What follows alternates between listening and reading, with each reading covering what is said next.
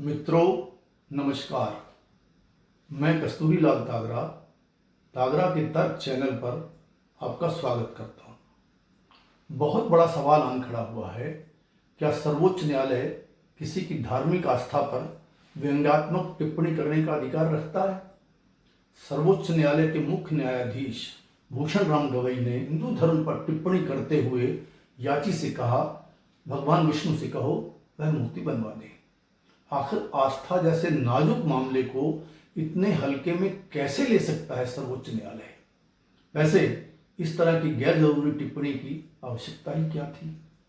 ऐसा क्यों किया, और वह भी सर्वोच्च न्यायालय के मुख्य न्यायाधीश द्वारा? मेरी दृष्टि में सुप्रीम कोर्ट कोई चौपाल नहीं है कि कोई कुछ भी बोले और किसी को कोई ऐतराज ना हो। चलिए पहले मुकदमे के घटनाक्रम को समझ लेते हैं।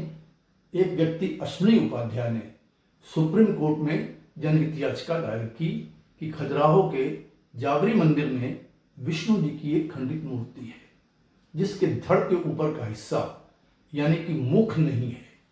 खजुराहो का वह मंदिर एंशिएंट मॉन्यूमेंट एक्ट 1958 के तहत पुरातत्व सर्वेक्षण विभाग द्वारा प्रोटेक्टेड है। इसलिए अश्विनी उपाध्याय ने 2023 में गुहार लगाई थी कि सर्वोच्च न्यायालय संबंधित विभाग को आदेश दे कि विभाग विष्णु जी की उस खंडित मूर्ति को बनवाए। ज्ञातव्य है कि हिंदू धर्म में खंडित मूर्ति की पूजा का विधान नहीं है। अब देखिए इस जनहित याचिका पर सर्वोच्च न्यायालय ने क्या कहा। उनसे मूर्ति के खंडित भाग को ठीक करवाने या उस मूर्ति के स्थान पर नई मूर्ति स्थापित करने का अनुरोध किया गया था। सर्वोच्च न्यायालय ने अपने निर्णय में उसके अनुरोध को खारिज कर दिया। यहां तक कुछ भी ऐतराज करने वाली बात ही नहीं है, लेकिन खारिज करते हुए न्यायालय ने गैर जरूरी टिप्पणी भी की जो आपत्तिजनक है।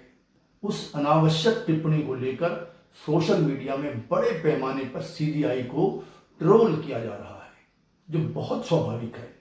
डिजिटल के इस दौर में अब कोई कुछ भी कहकर बचकर निकल नहीं सकता, भले वह कोई जज साहब ही क्यों ना हो।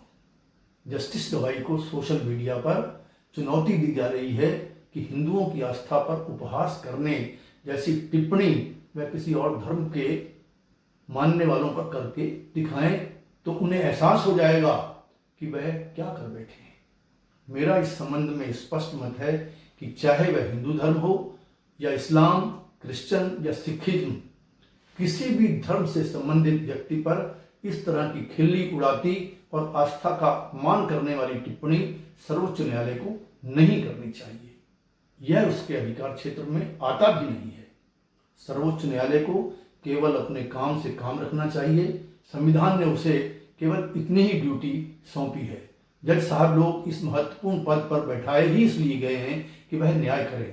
सीबीआई भूषण राम गवई ने हिंदू धर्म की आस्था पर व्यंग किया। आखिर आस्था जैसे नाजुक मामले को इतने हल्के में कैसे ले सकता है सर्वोच्च न्यायालय? सवाल यह भी है कि इस तरह की टिप्पणी की जरूरत ही क्या थी? सर्वोच्च न्यायालय को अगर समझ में आ गया था कि याची व्यक्ति की याचना को स्वीकार नहीं किया जा सकता तो वो उसे रिजेक्ट कर देता, जो उसने किया भी। इस पर किसी को क्यों आपत्ति हो सकती थी? लेकिन सीबीआई ने याची से कहा, जाओ भगवान विष्णु से कहो वह उस मूर्ति को बनवा दे। यह एक गुस्साने वाला शरारतपूर्ण बयान है। आगे सीबीआई गवई ने यह भी जोड़ा, उसी परिसर में एक शिवलिंगम है, आप वहां पर पूजा कर ले। विचारने बात यह है कि मुख्य न्यायाधीश को किसने यह अधिकार दिया कि वह कहे कि कोई व्यक्ति किस देवता की पूजा करे और कहां पर पूजा करे। मेरी दृष्टि में न्यायाधीश ने अपने पद और अधिकार का अतिक्रमण किया है। ट्रोल होने पर अब सफाई दे रहे हैं, तो सफाई देने के बजाय सीधे सीधे माफी क्यों नहीं मांग लेते?